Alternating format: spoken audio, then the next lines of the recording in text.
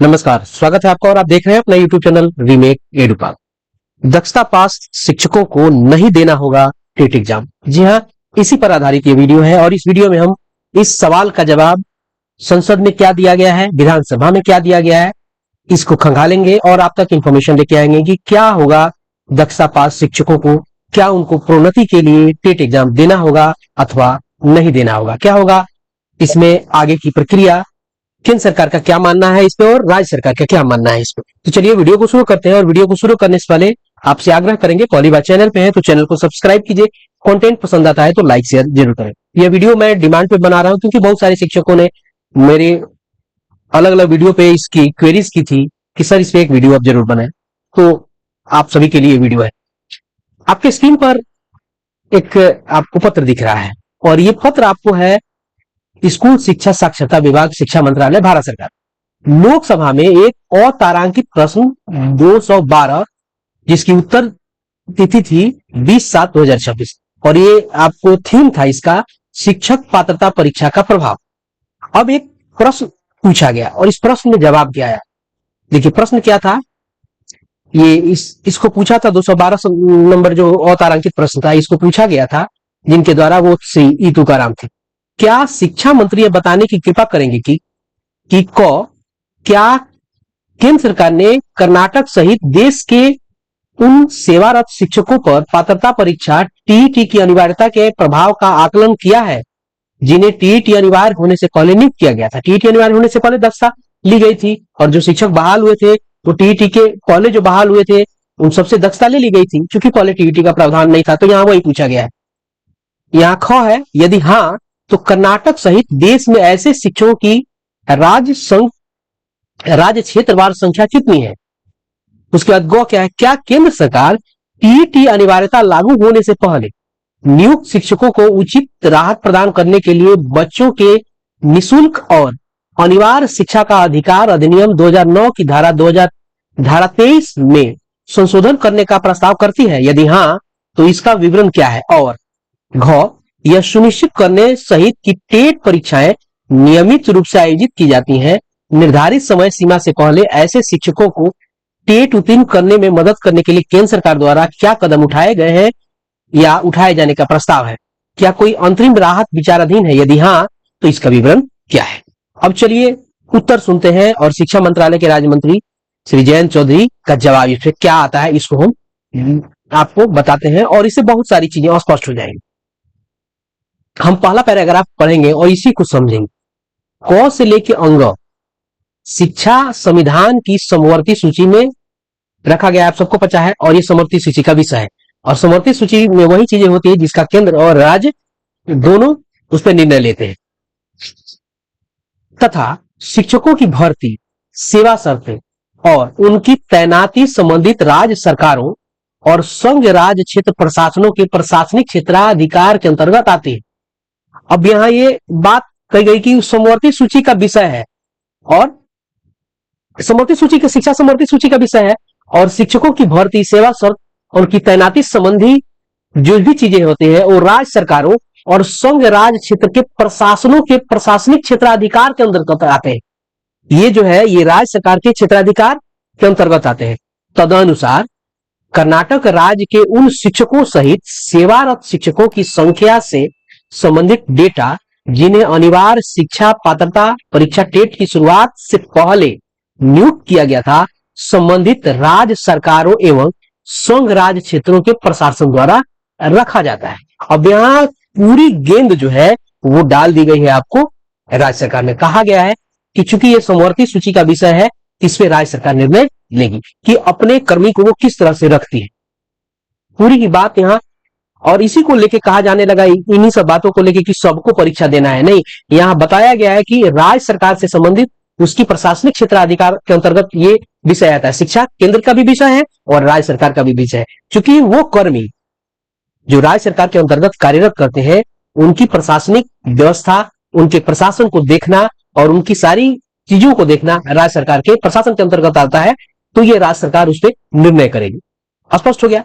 और इसी में लास्ट में कहा गया था कि बहुत सारी बातें इसके बीच में बताई गई हैं कि माननीय न्यायालय ने निर्णय लिया, उसमें आप री याचिका आगे डाली गई, तो री याचिका में कोई आपको राहत नहीं मिली और कहा गया कि टीट या हड़ताल का समय सीमा जो है वो 31/8/2027 से बढ़ाकर 31/8/2028 कर दिया गया, साल भर बढ़ाया गया।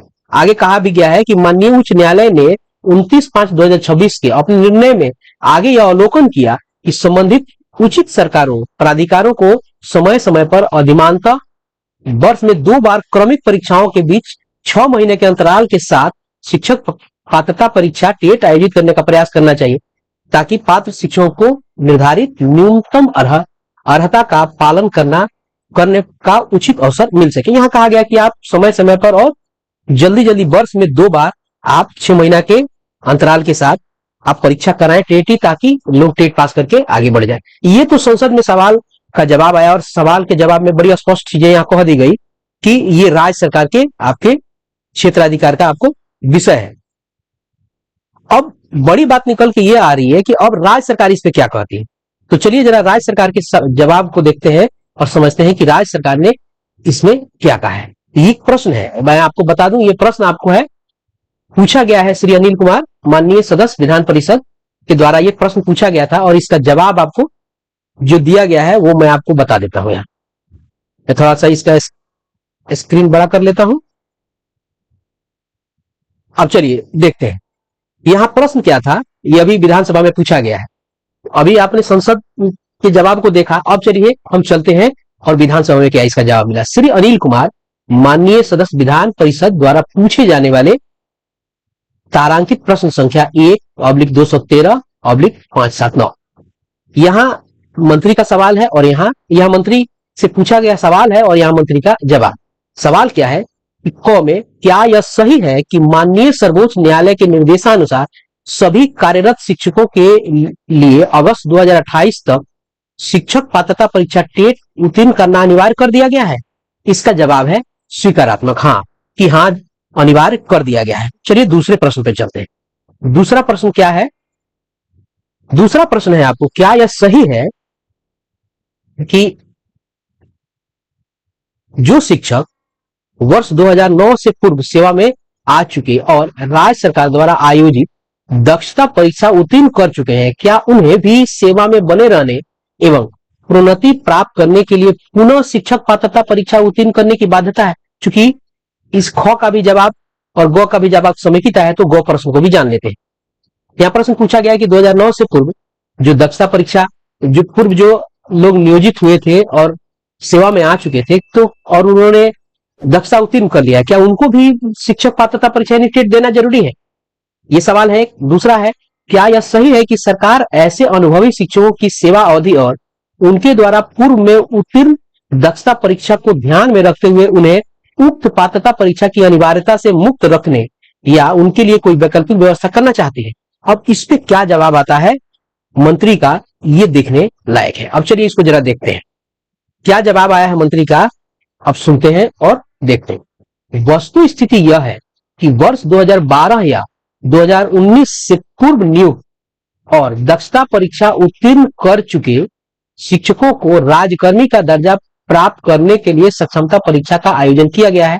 अच्छी बात है, सक्षमता परीक्षा लोगों ने पास किया है।